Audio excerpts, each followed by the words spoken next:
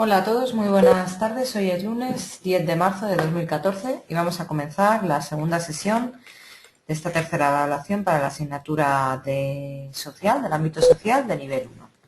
Bien, según la programación de esta tercera evaluación, hoy toca ver el tema 2, que corresponde a la percepción musical. Bien, vamos a detenernos un poco en los siguientes puntos: elementos que intervienen en la construcción de una obra musical, identificación de los mismos, conocimiento de obras representativas, vocales e instrumentales de distintos estilos, tendencias, géneros, etc. Y la música en directo, los conciertos y otras manifestaciones culturales. Bien, vamos con el concepto de percepción musical. La percepción permite, a través de los sentidos, organizar, interpretar, analizar e integrar la información proveniente de su entorno. Nuestro comportamiento refleja grandemente la forma en que reaccionamos a los estímulos que vienen del mundo que nos rodea. Actualmente no existe una definición única para definir qué es música. Según diversos autores, es el arte de organizar sensiblemente una combinación coherente de sonidos y silencios, utilizando los principios fundamentales de la melodía, la armonía y el ritmo, mediante la intervención de complejos procesos psicoanímicos. Bien, no os preocupéis porque no os voy a preguntar, no os voy a pedir que me deis la definición de música, ¿de acuerdo? La percepción musical depende en gran medida de la atención, el medio ambiente, la intensidad de la música y la capacidad del oyente para comunicarse o identificarse. Vale, esto está muy claro, ¿no? O sea, la forma en la que yo percibo la música va a depender de la atención que ponga en escuchar esa pieza, esa melodía, el medio que me rodea, ¿no? No es lo mismo que esté solo en el salón de mi casa y toda mi atención se pueda centrar en la escucha de esa pieza musical, o que esté en una sala rodeado de gente que está hablando y hay diversos ruidos, etcétera, ¿no? La capacidad la intensidad de la música también, ¿no? Según sea el volumen, etcétera. Y la capacidad del oyente, de mí mismo en este caso, para comunicar o identificarse. Además, la música permite la libertad de expresión, por tanto, los oyentes deciden cómo percibirla física, mental y emocionalmente, ¿no? Yo puedo decidir cómo voy a percibir una música en función de cómo sea mi entorno físico, mi situación, mi estado mental y emocional también. Vamos con los elementos que intervienen en la construcción de una obra musical. Bien, estos elementos son la melodía, el ritmo, la textura, la armonía y el timbre. Otros, estos serían los principales, otros serían la forma, la velocidad o el tempo de la música. Bien, bueno, pues lo mismo. No hace falta que los aprendáis todos de memoria. Simplemente que me suenen, para que si pongo una pregunta de verdadero o falso y introduzco un elemento que no es de estos, pues sepáis daros cuenta de cuál no forma parte de los elementos de una pieza musical. Bien, conceptos que tengo que aprender. Por ejemplo, dice: la música como forma de expresión artística tiene su propio lenguaje. Esto está claro, ¿no? No, igual que el lenguaje para expresar, hablábamos en la semana pasada del lenguaje visual, ¿no? Las imágenes. Pues ahora el lenguaje musical se escribe de una forma determinada, ¿no? Y en un lugar determinado, que es en las partituras, ¿vale? Que es donde el autor escribe su obra para que quede perpetuada y se pueda leer e interpretar por los diferentes músicos, ¿no? O sea, ¿por qué se escriben las obras, se ponen por escrito? Para que permanezcan, ¿no? Como antiguamente, claro, no existían los métodos de grabación que tenemos ahora. Ahora, si quiero que perdure una pieza musical, la puedo grabar, ¿no? Puedo mismamente utilizar el grabador de voz de mi móvil y grabar una pieza, y así que quede grabada para cuando quiera escucharla o para dentro de unos años o lo que sea. Antiguamente, por supuesto, desde la aparición de la música no existían estos métodos de grabación. Entonces, si se quería grabar, o ya no solo para eso, para que perdure en el tiempo, sino para que otros intérpretes puedan para que otros músicos puedan interpretarla, necesitan leerlo de alguna manera. Esa forma de leerles a través de la partitura, ¿vale? La partitura consta de pentagramas, que son esas 5 líneas horizontales sobre las cuales, sobre este pentagrama, se escriben las notas, que vendrían a ser como las letras.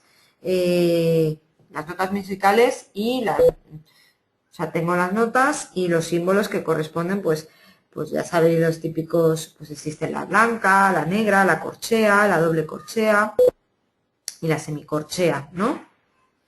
Vale. La melodía es la célula básica de toda creación musical, tanto de la popular como de la académica. En comparación con la armonía o el ritmo, posibles de ligar a la mente y al cuerpo como fuente desde la gestación, la melodía nace de la inspiración poética, impulso de principio inmaterial. Sin melodía no habría obra musical. Bien, el ritmo de la música se refiere a la frecuencia de repetición, ¿vale? Una pieza musical puede tener un ritmo más rápido o más lento, ¿no? En función de las notas que se empleen. Ya sabemos que hay notas más largas, que duran más, como sería una blanca, o notas que duran menos, como la semicorchea, ¿no? El ritmo tiene mucho que ver con el definir el compás, bueno, con la velocidad. La armonía es el equilibrio de las proporciones entre las distintas partes de un todo. O sea, hay armonía cuando hay equilibrio entre las distintas partes que forman algo. ¿Vale? Bueno, ¿qué más cosas? Conocimientos de obras representativas, vocales e instrumentales, de distintos estilos, tendencias, géneros y culturas musicales.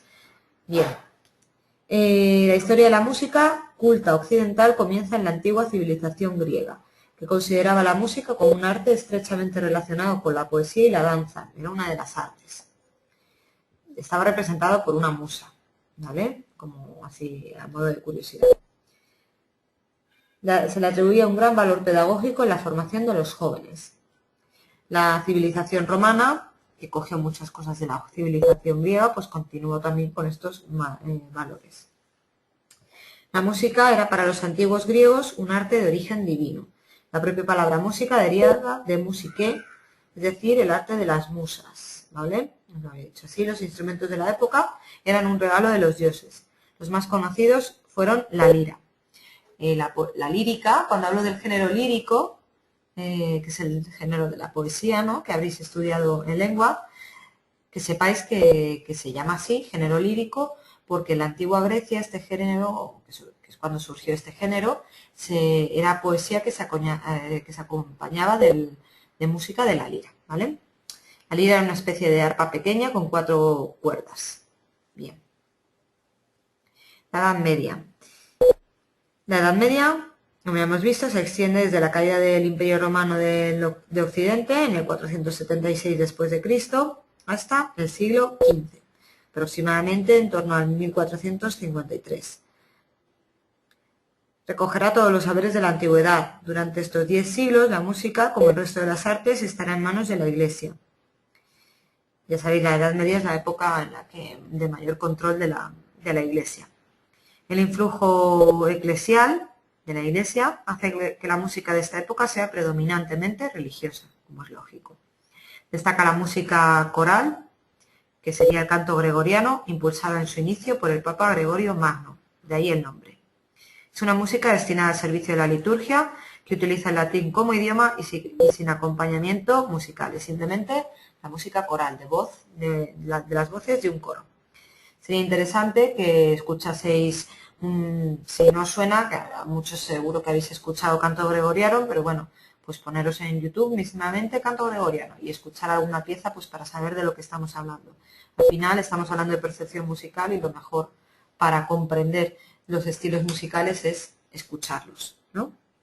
También se desarrolla en esta época la música vocal profana a cargo de trovadores y juglares.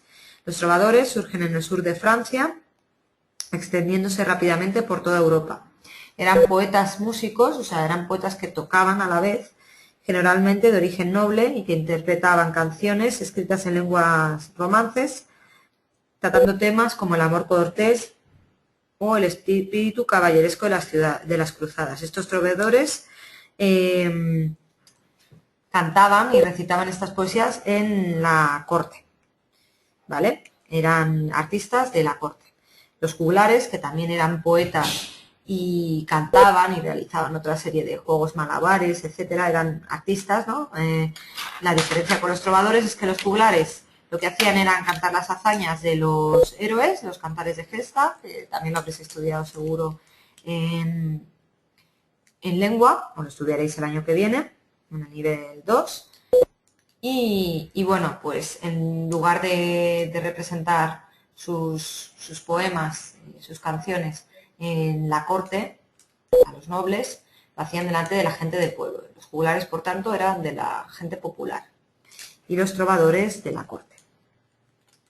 Bien. La obra de los trovadores, por ejemplo, ha quedado guardada en los denominados cancioneros. Bien. España, concretamente durante la Edad Media, recibe la llegada de diversos pueblos con sus respectivas culturas, que provoca una fusión o convivencia de culturas enriqueciéndose con mutuas influencias. Esto lo hemos visto en su día en el temario de historia, durante la primera evaluación. Tenemos a cristianos, judíos y musulmanes conviviendo. La música, como el resto de las artes, será el testimonio y reflejo de esa diversidad cultural, haciendo que el calificativo de música española para la Edad Media se utilice generalmente como un referente geográfico. Van a destacar la música vocal religiosa, con el canto mozárabe a la cabeza. Los mozárabes, es un término importante que tenéis que conocer, eran cristianos que vivían en zonas musulmanes, en las zonas de Al-Ándalus, ¿no? En este caso. Y como tal, desarrollaron un canto de estructura similar al gregoriano. Dentro de la música vocal profana destacan las nauba, canciones típicas de la zona andalusí musulmana. En las zonas cristianas se recibe la influencia de la lírica trovadoresca con muestras como las cantigas de Amigo o las cantigas de Santa María de Alfonso del Rey, Alfonso X el Sabio, que están escritas en letra galaico-portuguesa. Sin duda la obra más conocida de toda la Edad Media es Carmina Burana, aunque compuesta en el siglo XX por el autor alemán Karl Hoff, tiene su base en los más de 200 poemas profanos latinos del siglo XIII hallados en el monasterio de Beuron, Alemania. Destaca su trepidante ritmo y la letra que va desde el latín hasta el alemán arcaico. Bien, interesante también que escuchaseis algún fragmento de esta obra. El Renacimiento. Durante el Renacimiento la Iglesia sufre luchas internas que rompen con la unidad del cristianismo, ¿vale? Se llevan a cabo distintas reformas protestantes en Alemania a cargo de Martín Lutero. Consideraba la música como lo más importante para la religión. Además, su formación como compositor y flautista le permitió crear el coral, principal forma musical de su Iglesia. Bien, en Inglaterra surge el anglicanismo de la mano del monarca Enrique VIII, que se separa de Roma en 1534. Crea el anthem o en inglés, interpretado a 4 voces. La Iglesia Católica reaccionó poniéndose al protestantismo mediante la Contrarreforma, que sentó sus bases en el Concilio de Trento, de 1545 a 1563. Bien, la Iglesia Católica marcará también en el Concilio de Trento las directrices que deberá seguir la música, que son las siguientes. Mantiene el canto gregoriano como canto oficial del catolicismo. Establece una serie de normas para la polifonía. El objetivo no es satisfacer el oído, los sentidos, sino elevar el alma de los fieles hacia Dios. Así surgen los motetes de estructura simple y en latín que eliminan los elementos superfluos anteriores. También surgen las misas musicadas, resultado de la unión de todas las liturgias. La música vocal profana, dejamos aparte la religión, irá cobrando en este periodo cada vez mayor importancia frente a la religiosa.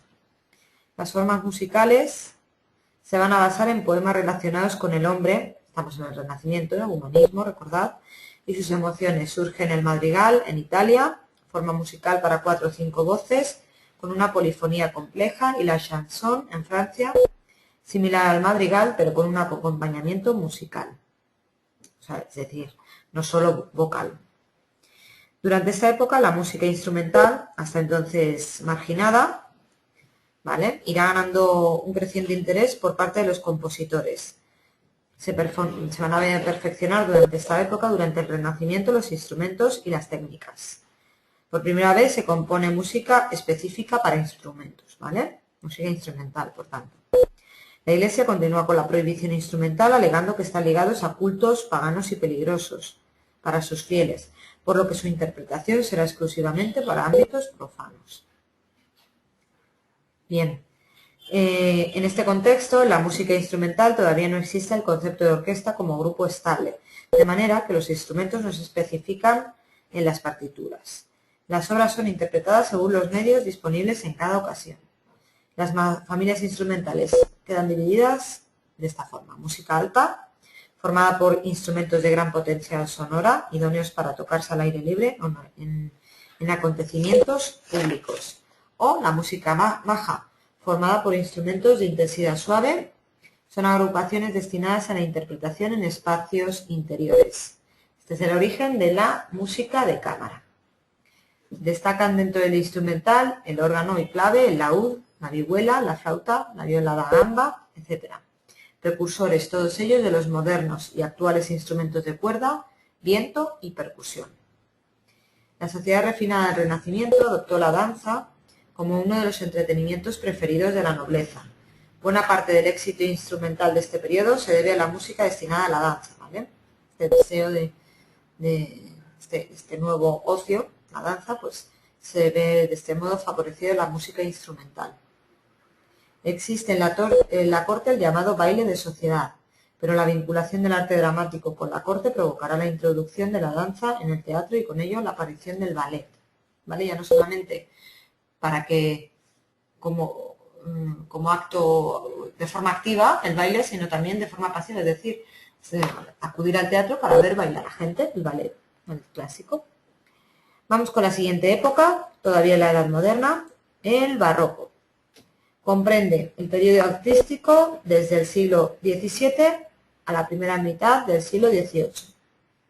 Bien, musicalmente definimos su cronología entre dos fechas significativas: el inicio en el año 1600 con el inicio de la primera ópera conservada y el final en 1750 con la muerte del compositor Johann Sebastian Bach, el más famoso representante del barroco musical. El barroco es uno de los periodos más revolucionarios de la historia de la música. Nace la orquesta en este periodo. Esto apuntároslo, remarcároslo aquí, por si acaso. ¿En qué época nace la orquesta? En el barroco. Y con ella las grandes formas instrumentales y vocales. Bien. La música está al servicio de las grandes monarquías absolutistas que se desarrollan en esta época, también de la aristocracia y de la Iglesia, que la van a utilizar como otra forma más de poder. Hablemos primero de la música vocal profana. Durante el barroco, los músicos siguen cultivando texturas heredadas del Renacimiento, pero las voces de dichas obras no son iguales o similares, sino que se destaca la voz superior, reduciéndose la escritura de las demás al llamado bajo continuo. Bien, no hace falta que os aprendáis estos términos que acabo de decir. Sí, el nacimiento de la ópera, las corrientes humanistas buscaban una renovación del antiguo teatro griego. Les interesaba sobre todo la antigua monodia helénica con acompañamiento de quitara. Entre las primeras óperas conservadas se cuenta Dafne, de Jacopo Peri, cuyo tema fue tomado de la Metamorfosis de Ovidio.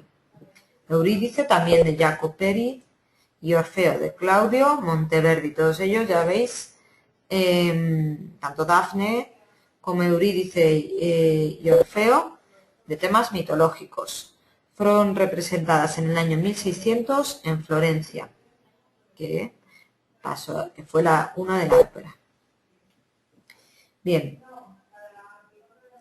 La ópera es una forma vocal compleja de carácter narrativo, cuenta una historia, ¿vale? La ópera no deja de ser una historia, lo único que es una historia que se representa en un teatro y es cantada de voz, o sea, es una pieza, una obra musical. Emplea no solo la voz, sino también instrumentos. Se diferencian tres partes fundamentales: la obertura, que sería la introducción musical, que da comienzo a la obra, sería como la introducción. Partes cantadas por solistas, que son los personajes principales, o por coros, personajes secundarios. Interludios, secciones meramente instrumentales que unen las diferentes partes de la obra, ¿vale? Sería como esos periodos de tránsito de una escena a otra. Atendiendo al tipo de ópera, se puede dividir en ópera seria, que utiliza temas mitológicos y heroicos, la preferida por la aristocracia. Ópera seria sería, por ejemplo, la de Dafne, Eurídice y Orfeo. O, por otro lado, ópera bufa, que utiliza argumentos basados en la vida cotidiana. Por tanto, va a ser de la preferencia más de la clase popular. Y también va a ser más asequible. La ópera se convertirá en uno de los géneros más importantes del barroco. Esto también apuntarlo, que irá adoptando características peculiares en cada nación desde su origen, que hemos dicho que era en Italia. Destacan como intérpretes solistas, sobre todo en la ópera seria, los castratis. Este término también interesante que lo aprendáis. Cantantes masculinos que eran castrados, por eso el término castrati, antes de la pubertad para evitar el cambio de voz, e interpretaban las áreas principales de las obras. El más famoso fue Farinelli, en torno a la década de 1730-1740. Siguiente punto dentro del barroco: música vocal religiosa. Sigue teniendo un gran peso durante el barroco. Los protestantes mantienen sus corales y los católicos el motete y la misa. Sin embargo, surgen nuevas formas religiosas como la cantata, el oratorio y la pasión.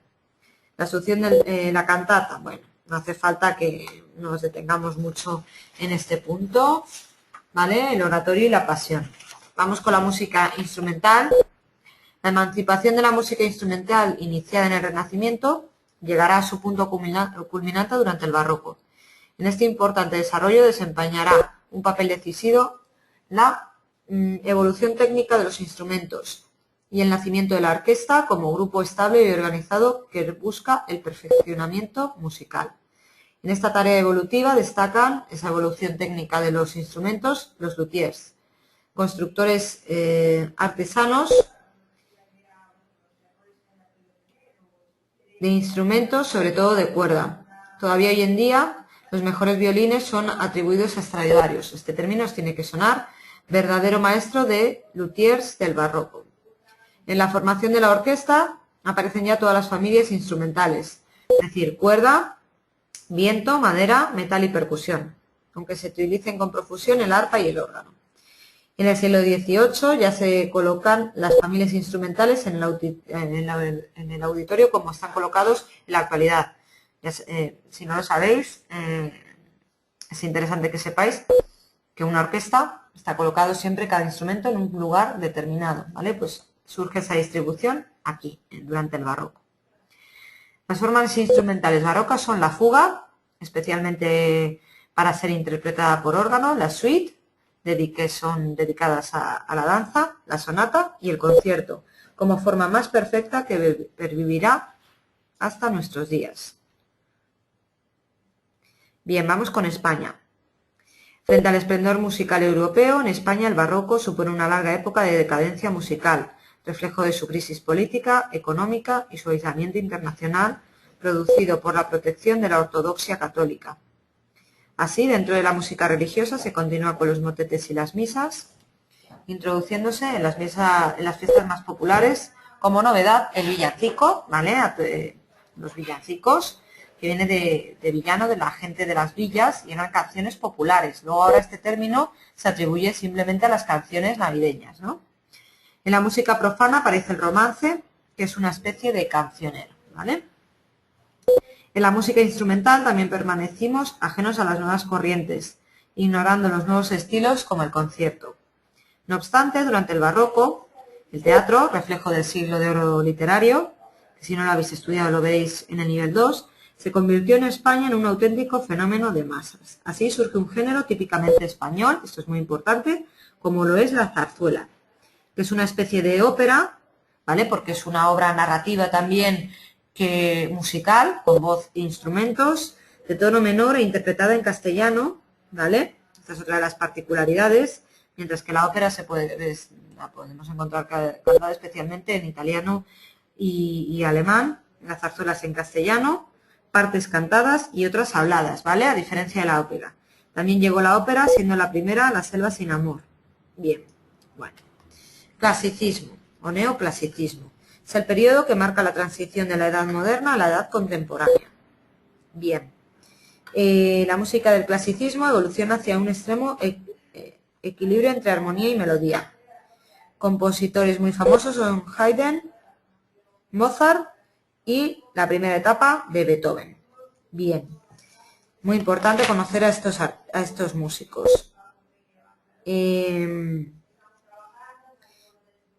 Destacan en esta época también las óperas, tanto seria como bufa, siendo el principal compositor de estas últimas, de las bufas, el gran Mozart. Por ejemplo, Don Giovanni, que trata el tema de Don Juan, o Las bodas de Fígaro. De breve duración, su argumento es muy simple, recurre a la expresión directa en lenguaje coloquial y se sirve de 2 o 3 personajes solamente, reduciendo al máximo los elementos musicales, en los que desde luego están ausentes los coros y cobra la mayor importancia la melodía popular de fácil construcción. En este periodo clave, este es un periodo clave también para la orquesta, porque aquí se configura claramente la orquesta sinfónica como tal, por influencias mayormente de Mozart y Haydn. Bien, hemos mencionado también a Beethoven, que fue el que produjo los cambios más profundos en el estilo. Vale, hemos hablado de etapa clásica del primer Beethoven, pero luego ya también su última etapa será romántica. La música española vive su momento más pobre de su historia, marcado por la hegemonía de la música italiana. La zarzuela adoptará los temas costumbristas que serán característicos del género. La música instrumental destaca el repertorio para guitarra española. Romanticismo. Bien, de aquí pues conocer a Wagner y bueno, saber que comprende todo el siglo XIX y es la época más brillante de la historia de la música, ya que por primera vez el lenguaje del sonido adquiere la categoría de lenguaje privilegiado. La música romántica es fruto de una nueva sociedad surgida de la Revolución Francesa, estamos ya en la edad contemporánea, que exalta la libertad del hombre por encima de todas las cosas. El compositor ya no está sujeto a un mecenas, es decir, a un patrocinador que le paga por las obras que produce, y mucho menos religioso. Es admirado y reconocido como un genio, es decir, por lo que hace. Habrá una rica producción de pequeñas formas de carácter íntimo escritas para piano y voz, también grandes formas espectaculares como la ópera y la música sinfónica. El nacionalismo surge como un componente más del romanticismo que busca reforzar la idea de individualidad y destacar lo propio del folclore. Por tanto, importante también la música de carácter folclórico. Tenéis en la página 34 una colocación de una orquesta sinfónica. En la orquesta sinfónica se colocan de esta manera los instrumentos, ¿de acuerdo? Bueno, le echáis un vistacillo, es interesante saberlo. Bien, en el siglo XX es un periodo de cambios acelerados en el que en principio conviven distintos estilos musicales. Bien. La música clásica tuvo una intensa fertilización cruzada con el jazz. Bien. Surgen distintos estilos, ¿vale? Rhythm and blues, el rock. Es interesante que conozcamos nombres de artistas y bandas como The Beatles, The Rolling Stones, Pink Floyd, Mike Oldfield, Nirvana, Queen, bueno, todos los que queráis. De gran importancia dentro del siglo XX es la música del cine, es lo que conocemos como banda sonora. Destacan verdaderos autores musicales cinematográficos como Henry Mancini, Leonard Bernstein, Ennio Morricone. Por supuesto, destacar la música en la radio y la televisión y, últimamente, la de Internet. Por último, hay que destacar la música electrónica. Es aquel tipo de música que emplea para su producción e interpretación instrumentos electrónicos y tecnología musical electrónica. La producción de sonidos puramente electrónica puede lograrse mediante aparatos como el theremin. No hace falta que, sobre todo pues el sintetizador de sonido y el ordenador.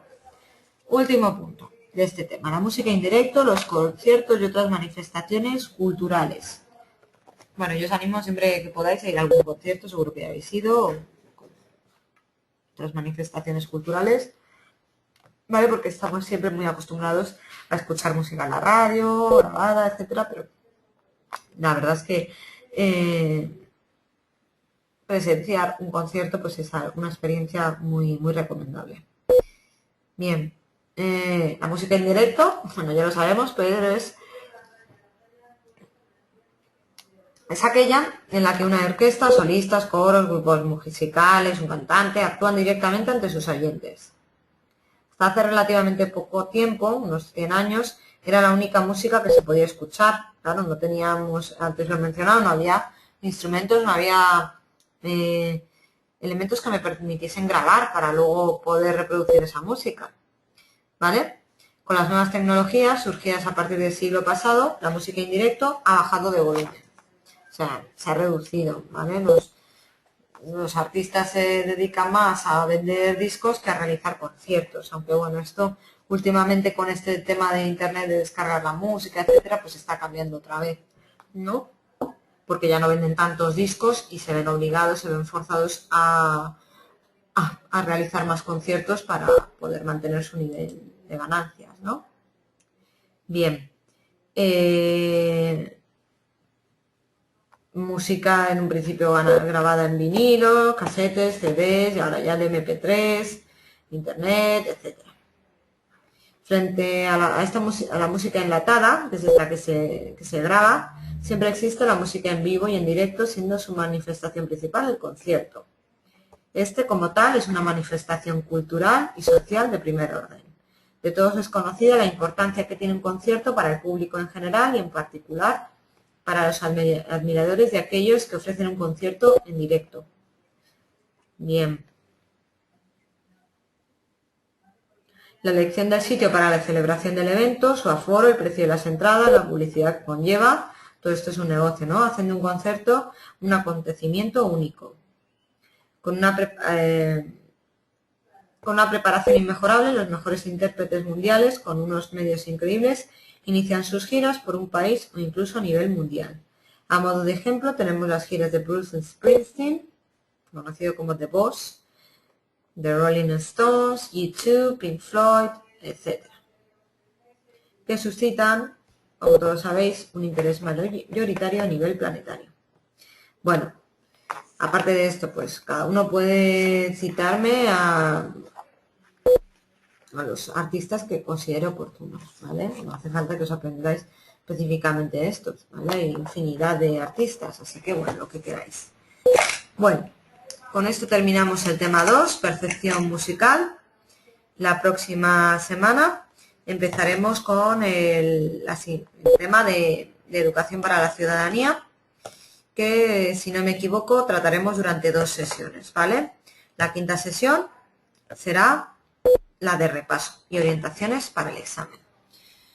No quiero agobiaros, pero bueno, esta tercera evaluación es bastante cortita porque cuando nos queramos dar cuenta es Semana Santa y ya justo el sábado después de Semana Santa tenemos el examen de la tercera evaluación y ya luego nos pondremos con el repaso para junio, así que bueno, daros muchos ánimos y nada, a darle caña al tema del estudio, ¿vale?